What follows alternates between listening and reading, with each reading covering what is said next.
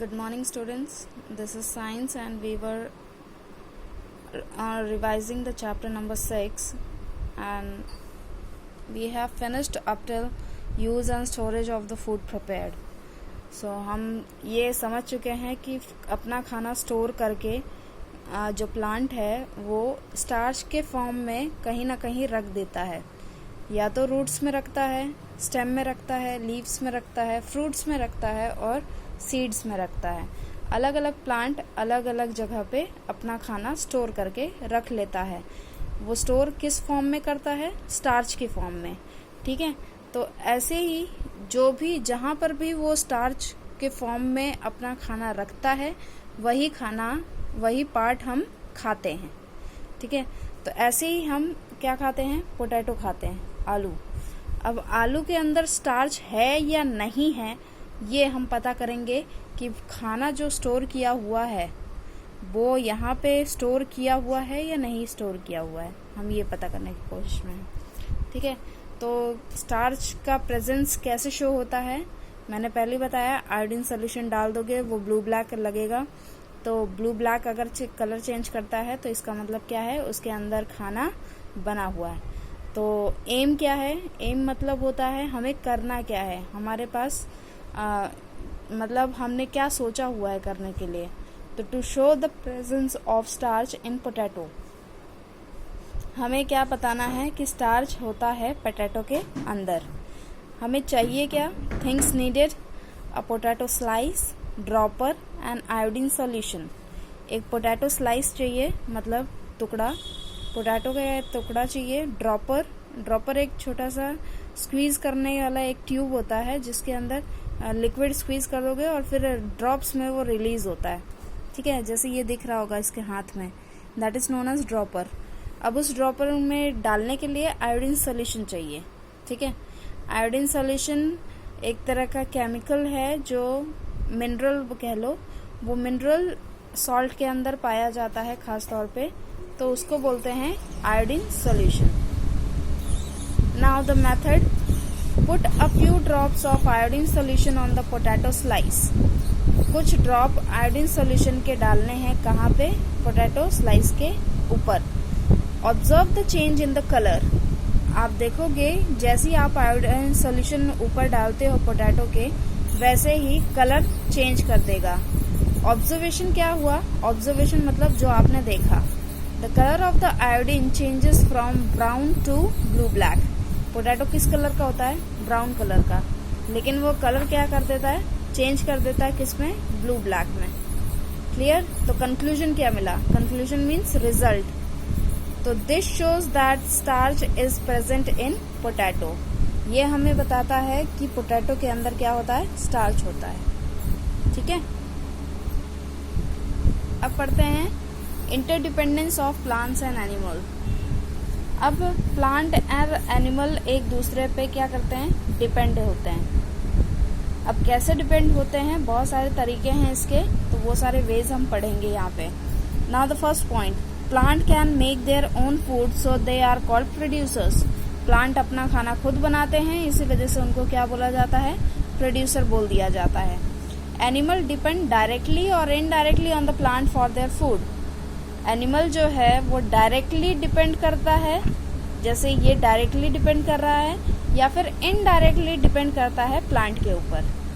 Herbivorous eat plants and carnivores eat herbivores. Herbivores जो animal होते हैं, हर्बीवोरस कौन?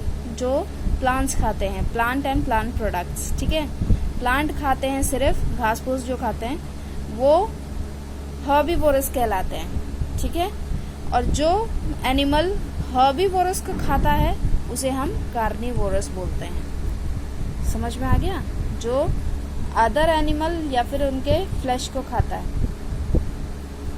Thus a chain is called food chain exist in nature।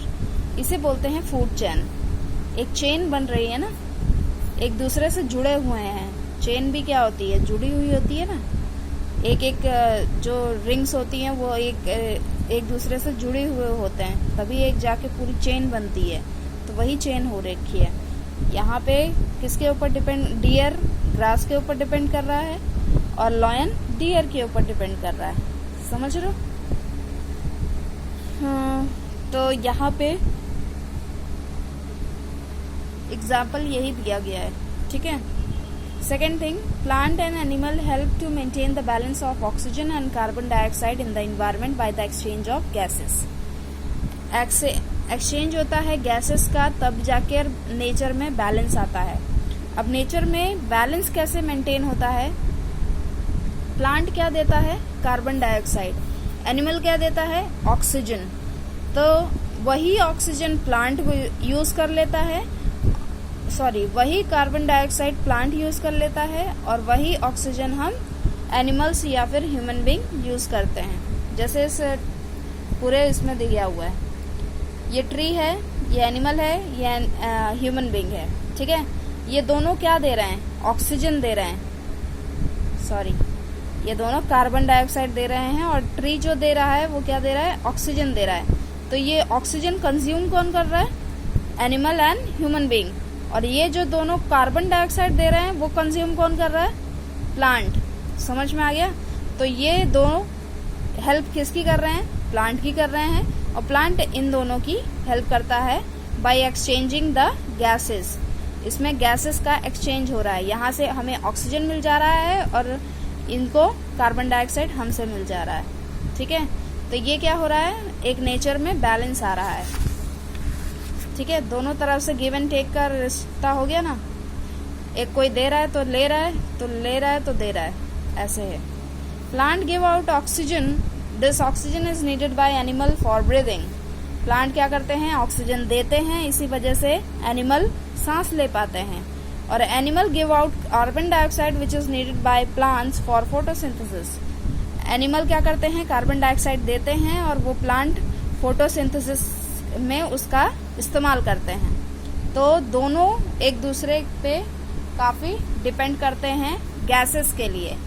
और हम क्या डिपेंड करते हैं? खाने के लिए भी और ऑक्सीजन के लिए भी।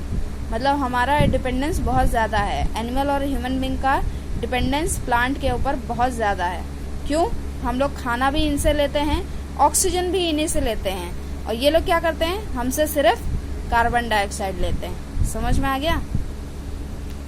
तो ये है interdependence of plants and animal. अब बात करते हैं बैलेंस इन नेचर के बारे में। जो मैंने अभी चीज बताई कि ऑक्सीजन कार्बन डाइऑक्साइड दोनों के लिए जरूरी किस तरह से है, वो वही ये चीज दे रखी है। अगर कुछ चीजें कम हो गई, जैसे एनिमल कम है और प्लांट ज्यादा हैं, तो फिर एनिमल अगर कम होंगे तो कार्बन डाइऑक्साइड भी कम मिलेगा।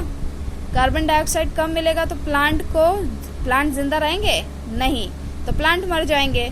अगर एनिमल ज्यादा हैं और प्लांट कम है तो ऑक्सीजन कम मिलेगा, तो ऑक्सीजन कम मिलेगा तो वहां पे एनिमल मर जाएगा।